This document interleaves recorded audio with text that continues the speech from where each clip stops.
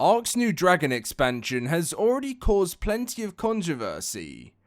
Dragontopia costs around $30, but instead of releasing it as one complete expansion, Wildcard has chosen to roll it out gradually throughout 2026. Right now, players can access the first wave of content, including dragons like the Umbra and Lumina, new equipment, abilities and progression systems. But the enormous floating island map that this expansion is built around still hasn't arrived and won't until December. That has understandably left players asking one major question: is Dragontopia actually worth $30, or did Wildcard release this expansion too early, potentially to secure funding while the biggest pieces are still being developed?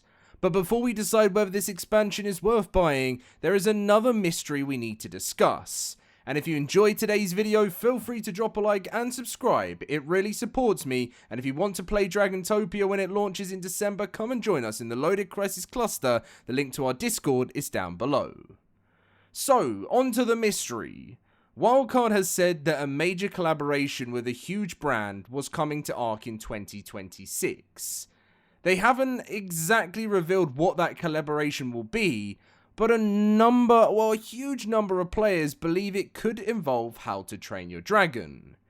And when you look at Dragontopia, especially the design of the Umbra, it isn't difficult to understand why players are making that connection.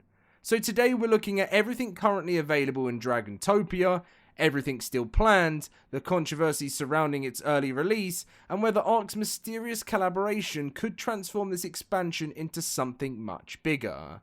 Because whatever you think about Dragontopia right now, one thing is certain: this expansion is far from finished.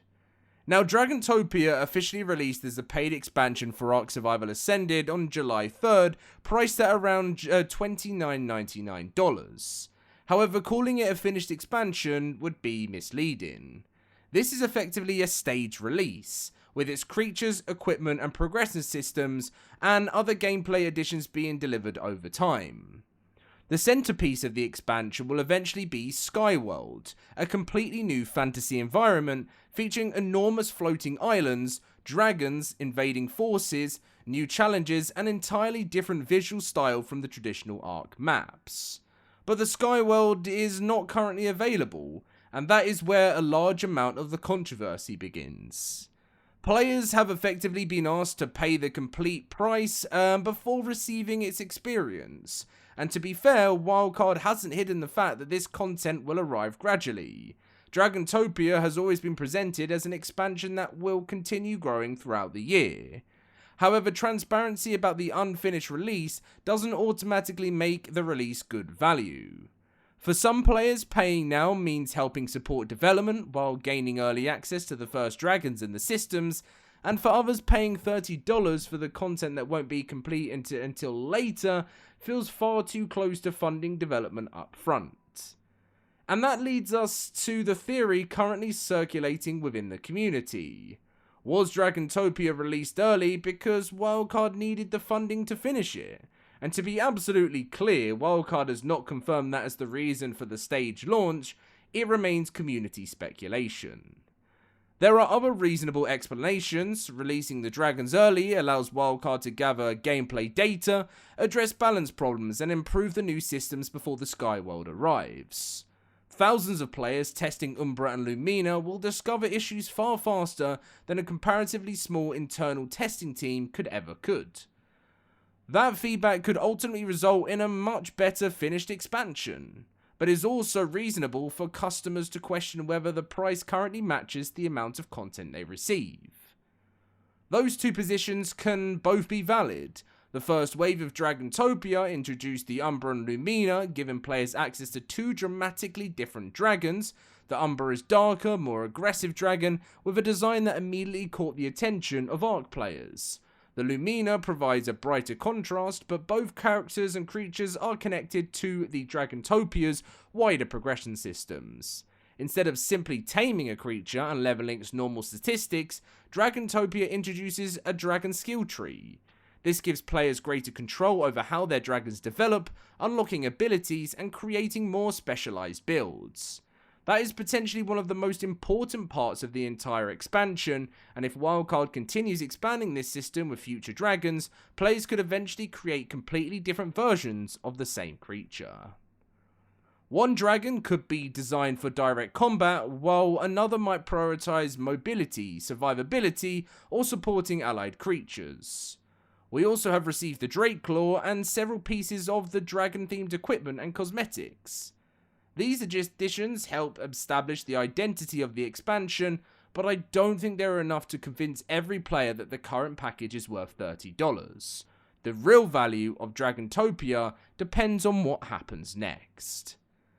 So, Wildcard's vision for the Skyworld is much larger than simply adding a few floating islands.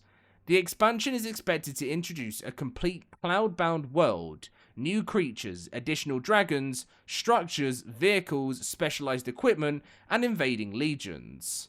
These invading forces could give the map a much more active sense of progression. Instead of surviving in a mostly static environment, we could potentially be defending locations, challenging enemy-controlled territory, or facing large attacks that change the way we build our bases. Exactly how these systems will work remains to be seen, but they could help separate Skyworld from every existing ARK map. The expansion is also expected to feature a dynamic and complete draconic building style. A proper dragon-themed structure set could be one of the most popular additions in the pack, especially for those players who enjoy the fantasy castles and large creative builds. We've also seen mentions of unusual equipment such as the incubator backpacks and potion stations. Those features suggest Dragontopia could introduce new ways to raise creatures, manage resources, and prepare for combat. And then we have creatures such as the Garganta. This enormous creature is expected to arrive as part of Dragontopia's future content and appears capable of inhaling an absurd range of things, including creatures, players, trees, and nearby resources. It is exactly the type of ridiculous but incredibly useful tame that ARK players tend to love. Depending on how it works, it could become a resource collector, battlefield controller, and mobile utility creature all at once. Dragontopia therefore has a huge amount of potential, but potential and delivered value are not the same thing. Right now, players are buying into a promise of what the expansion could eventually become, and in ARK's history with delays means some people are understandably cautious about doing that. And this is also why I think some of the criticism needs to be separated into two different categories. Saying that the current content doesn't feel worth $30 is a completely reasonable opinion. Saying that the entire expansion is terrible before the Skyworld and most of its planned content has even arrived may be premature. We simply haven't seen enough of the completed expansion to deliver a final verdict, and now we need to discuss the mystery that could change this entire conversation. Wildcard has said ARK will receive a major collaboration with a huge brand during 2026. They have not officially revealed the brand, and they haven't confirmed that this collaboration has anything to do with Dragontopia. However, players have naturally started continuing and connecting how to train your dragon. The timing certainly makes the theory interesting. ARK is releasing an entirely fantasy expansion centered around dragons, aerial exploration, and a world built across floating islands. Then there is the Umbra, and a lot of players believe Umbra has a very Toothless-like appearance, especially through its darker colouring, facial design, and overall silhouette. That does not prove anything, and similar looking fantasy dragons have existed across games and films for years, but when you combine the resemblance with the promise of a huge 2026 collaboration, it becomes easy to see why the theory has gained traction. A How to Train Your Dragon collaboration would also fit ARK remarkably well.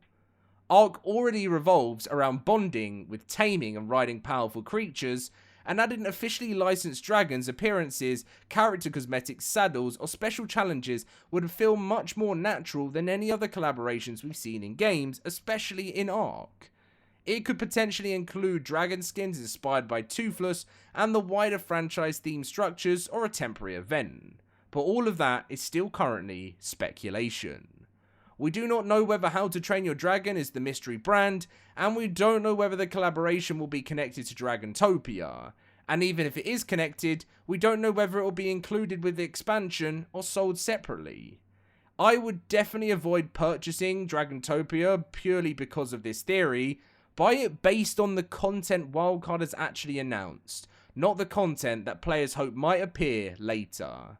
However, if this theory does turn out to be correct, it would immediately place far more attention on Dragontopia. An official How to Train Your Dragon crossover, arriving alongside a complete dragon-focused map, could become one of the biggest collaborations ARK has ever released, and it could also explain why Wildcard has chosen 2026 to push so heavily into dragon-based content. Again, this is an interesting possibility, not confirmation, but anyway. Was releasing Dragontopia early the right decision? That is something that a lot of us have been talking about, and I'm going to leave it up to you guys in the comment section down below. Do you think this was the right thing to do, and do you think that this DLC is going to be a success? If Wildcard can get this right with the new release of Unreal Engine 5.7, we could be looking at a very exciting Dragon DLC with brand new bonding and taming coming very soon. Be sure to follow and like, and if you want to play Dragontopia, click the Discord link down below to come and join the LoadedCrysis cluster, which will have this map on day 1, with a full cluster of other maps too.